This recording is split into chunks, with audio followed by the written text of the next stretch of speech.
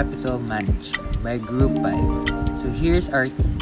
John Sinido, Christian Severino, John Valdelon, Curly Kimwell, and Cassandra Torres.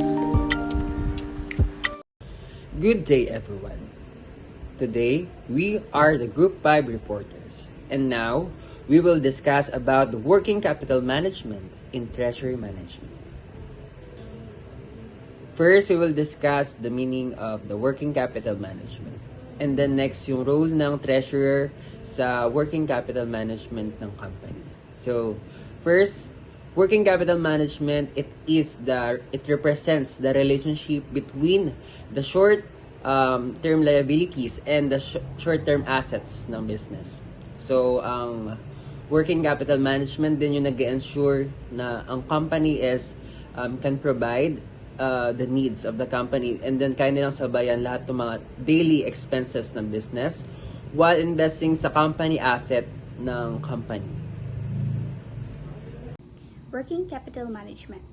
The treasurers with a good sense of business can help their colleagues to improve the company's working capital management metrics and the financial health of the company, both on the asset and on the liability side. Sometimes they deploy financial instruments, and more often they help with the changes to the fundamental process of working capital management. So the working capital management represents the relationship between a firm's short-term asset and its short-term liabilities. And it aims to ensure that a company can afford its day-to-day expenses or operating expenses, with also investing the company's assets with the most successful direction possible. Working capital variability. So the primary components of the working capital are cash, accounts receivable, inventory, and accounts payable. All of these components tend to vary in a proportion of the level of sales, but not at the same time. So the working capital variable is the additional capital required by a business to meet the sudden and unexpected changes in sales and production. So the businesses uses this type of funds to meet the short-term cash flow requirements. Cash management. So this is the key component of a working capital. So the cash management is a sub-function of a treasury management. It is the process of overseeing the daily cash flow to maintain the sufficient access to working capital. If there's a risk of a cash depletion, or comprehensive cash management can make it easier to balance the cash flow and replenish the funds. Management. Effective credit management serves to prevent late payment or non-payment. Getting it right reinforces the company's financial or liquidity position, making it a critical component in any business. So this vehicle tells you all about the importance of good credit management, the benefits, and how to create a robust platform.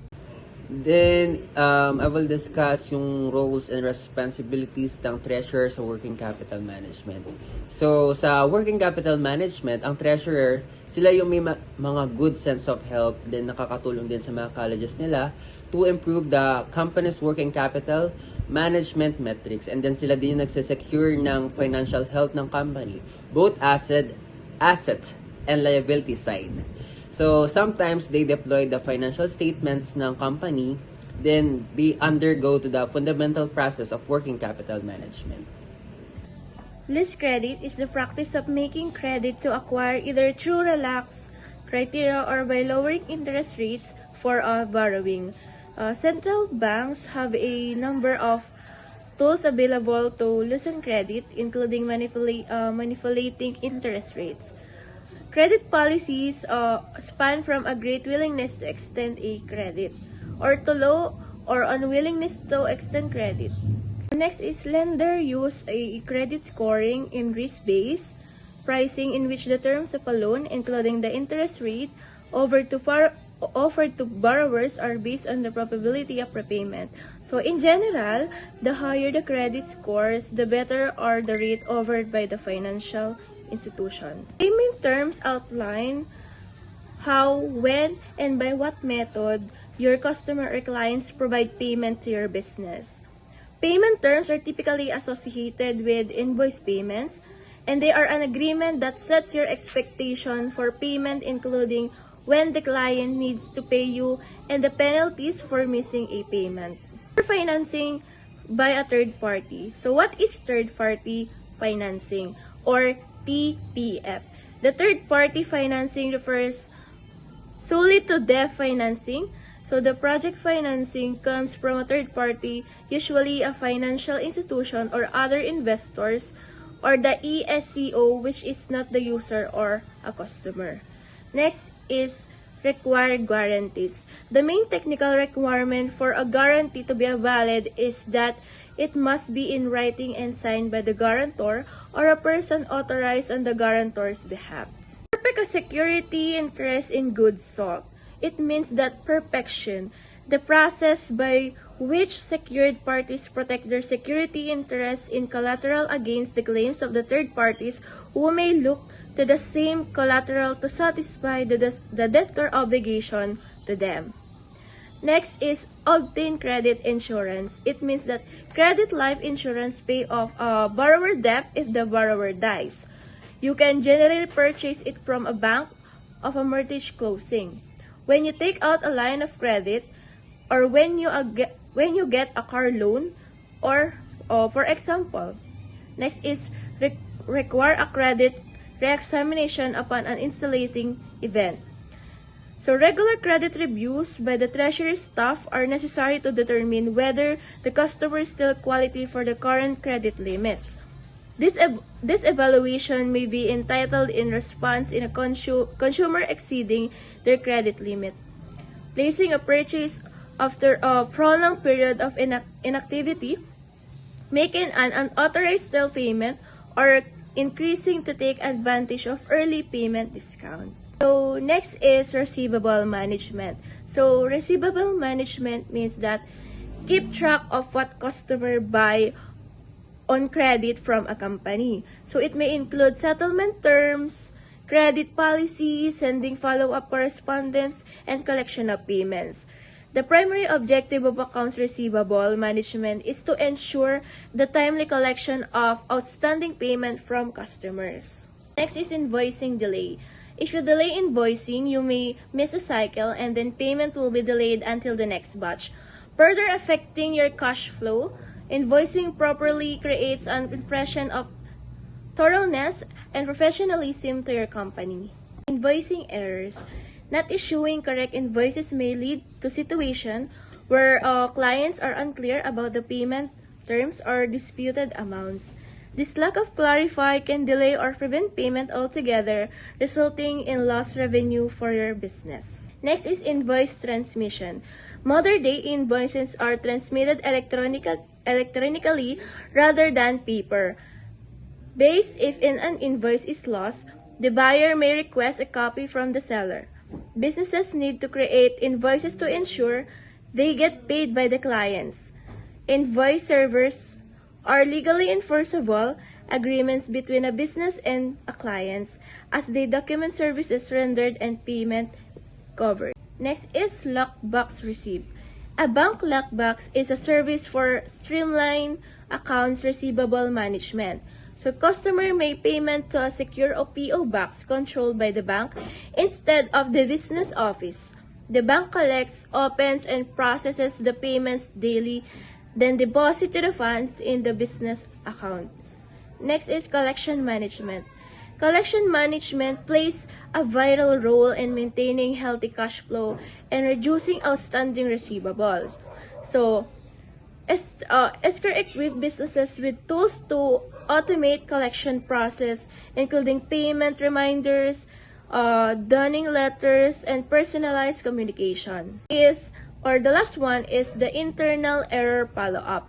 It means that an internal error is something like running out of memory or an unusual condition not being handled properly by the code. So the 500 internal server error happens when server encounters an unexpected condition that prevents it from fulfilling the request. Inventory management. All the components of working capital inventory management is the critical because it is liquid and therefore tend to be a cash trap. The primary purpose of inventory management is to ensure there is enough goods or materials to meet demand without creating overstock or or excess inventory.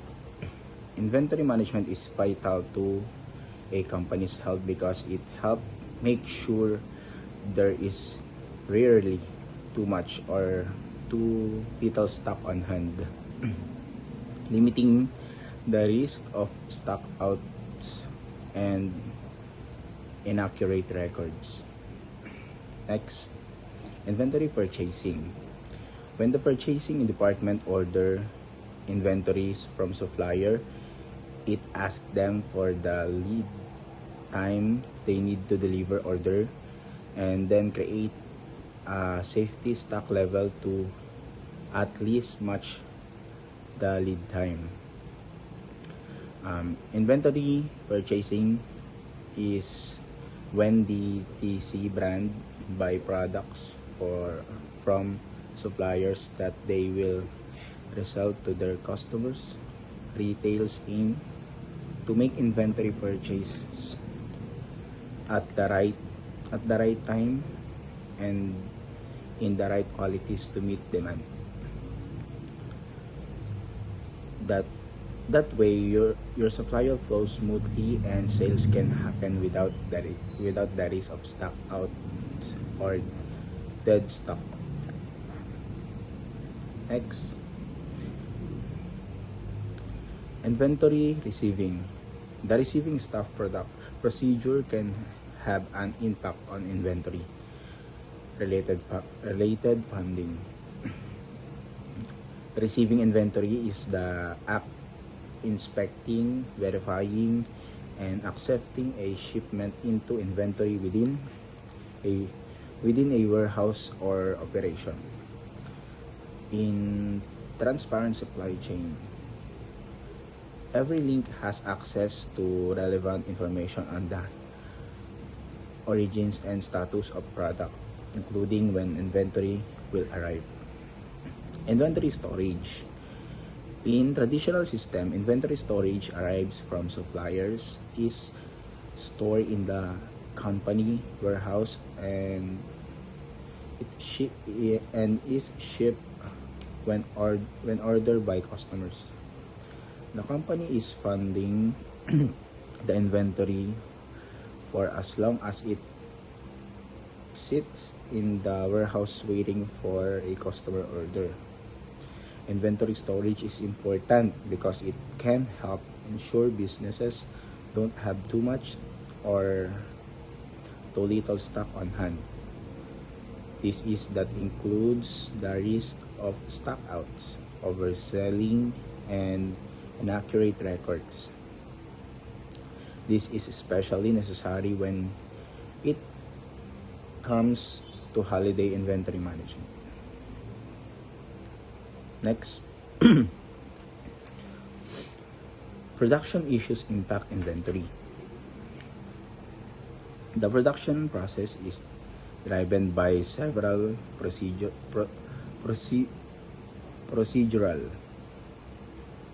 policy, and setup issues that strongly impact the amount of inventory and therefore of the level of fund.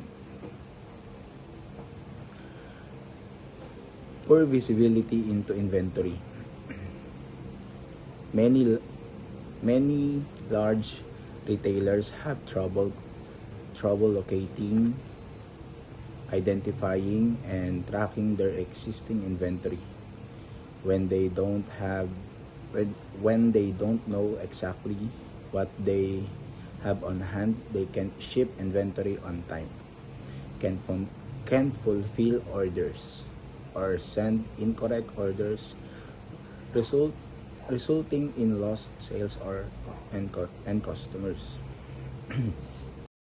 Next is the bill of materials. So the bill of materials is the record of the materials used for the production of a product. So the bill of materials is nakakatulong siya para magplano sa isang organization sa pag-purchase ng mga materials. So estimate the cost of the materials, and also to minimize the inventory. So the bill of materials also helps the organization to identify the product failure. So monitor nila kung ano yung mga failure sa product, so they can have a solution for it. And then giisip sila ng better outcome for the product design. So there are a number of design decisions that is considerable, that have an impact on the organization's investment in inventory. So yung product design is meron mga blend users na gumagawa dito. Then they have a strategies to become the brand more successful, to become more competitive sa mga competitors nila. So nag-iisip ng mga strategies ang mga blend users or mga designers ng product on how they are going to improve their product itself. Next is the customer service. So the customer service is the interaction between the customers and the company itself. So a company may think that it is the primary competition sa mga businesses, that when you get the heart of the customers, is panalong-panalo ka na talaga sa company. Kasi diba, kapag nagkaroon sila ng magagandang feedback sa mga products na meron ka, is magiging satisfy sila sa mga ino-offer mong products. It means na successful and happy sila dun sa ino-offer mong product.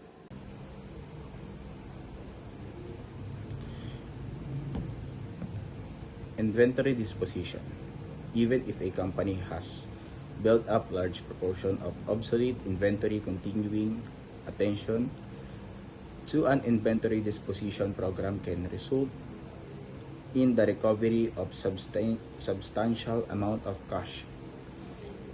Inventory disposition determine how business handle surplus, outdated, or return item. It involves reintegrating, selling, cycling, donating, or discarding their product. Payable management.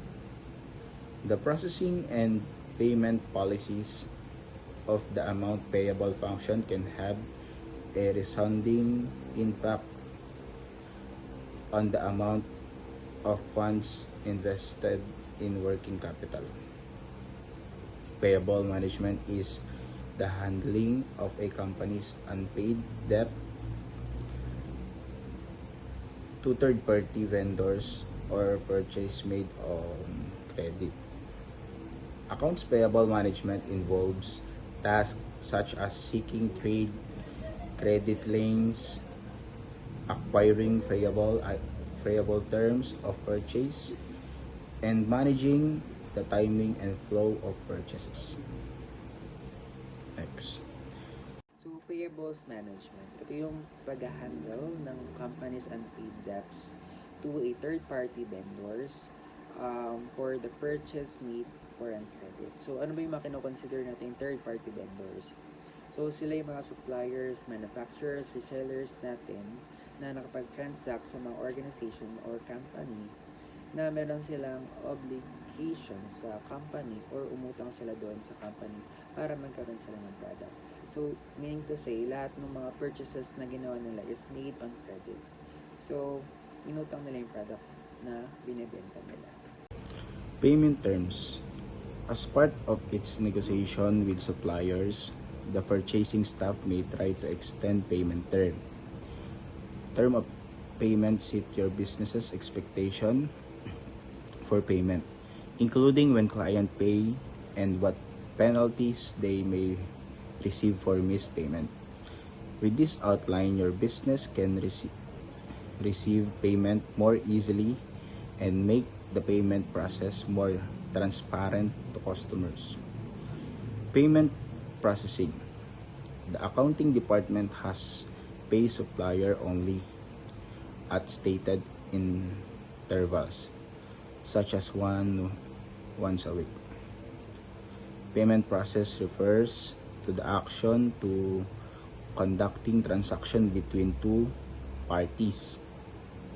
A payment processor is an interdiary linking merchant, customers, and bank.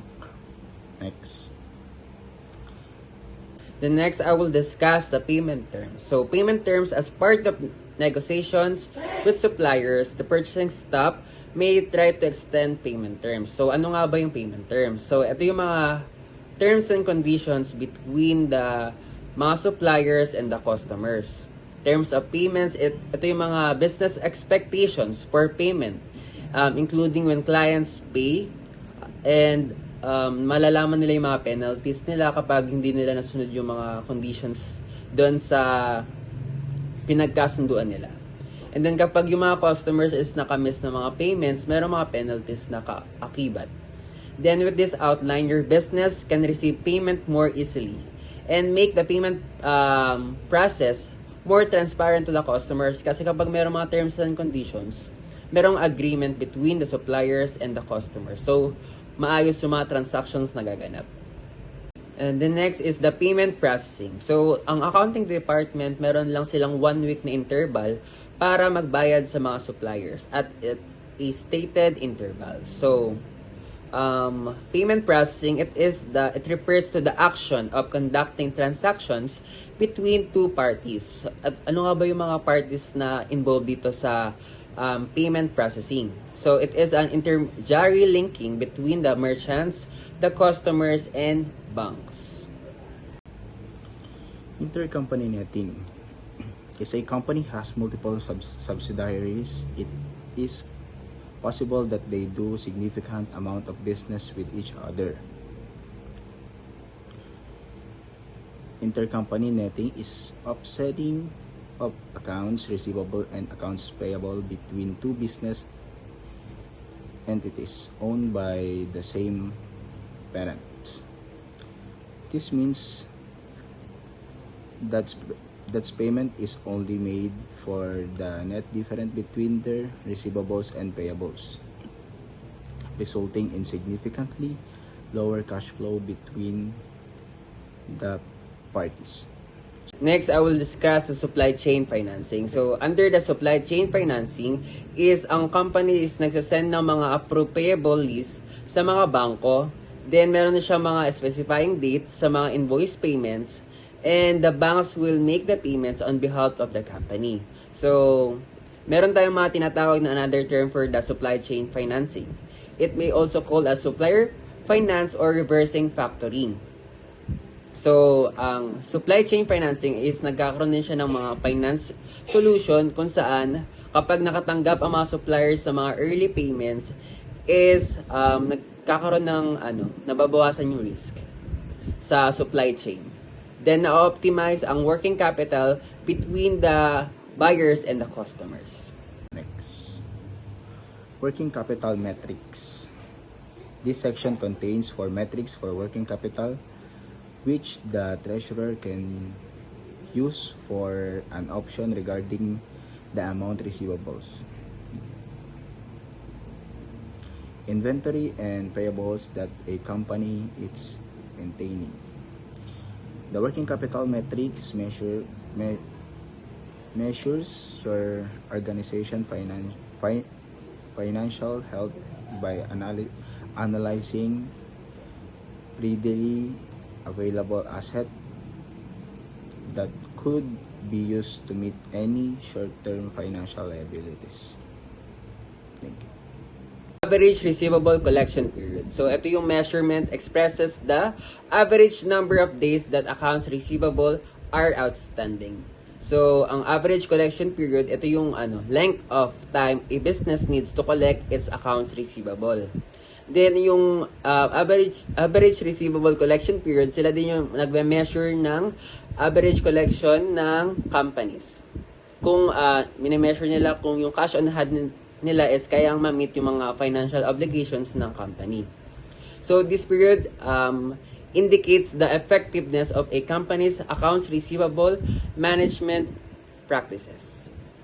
Inventory turnover is a financial ratio that measures how many times a company's inventory is sold and replaced over a specific period, usually a year. A higher turnover indicates more efficient management, suggesting that the company is selling and restocking inventory at a faster pace. Inventory turnover.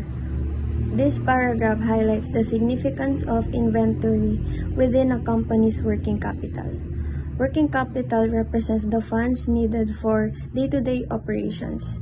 Since inventory is often a substantial portion of working capital, if it isn't being utilized efficiently, the company has tied up a significant amount of cash in asset that may be challenging to quickly convert to cash.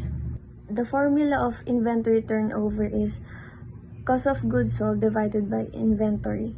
Cost of goods sold represents the total cost of goods that were sold during a specific period, and inventory is the average value of inventory over the same period. The ratio provides insights into how efficiently a company is managing its inventory by measuring the number of times inventory is sold and replaced within a given time frame.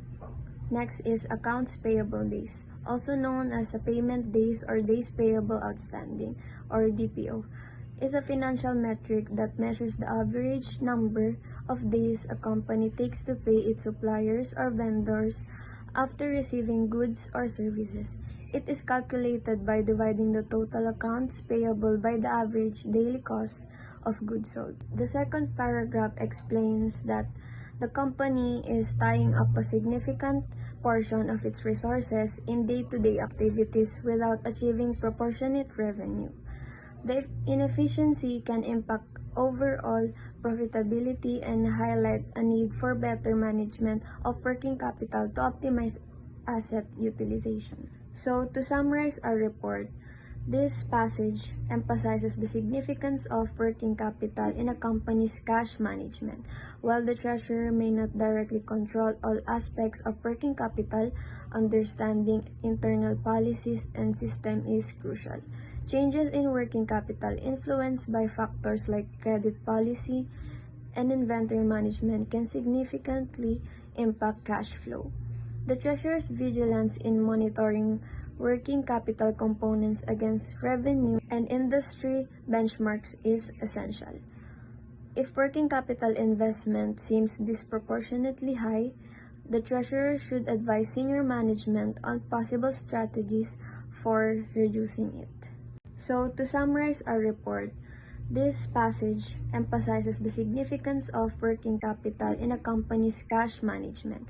While the treasurer may not directly control all aspects of working capital, understanding internal policies and system is crucial.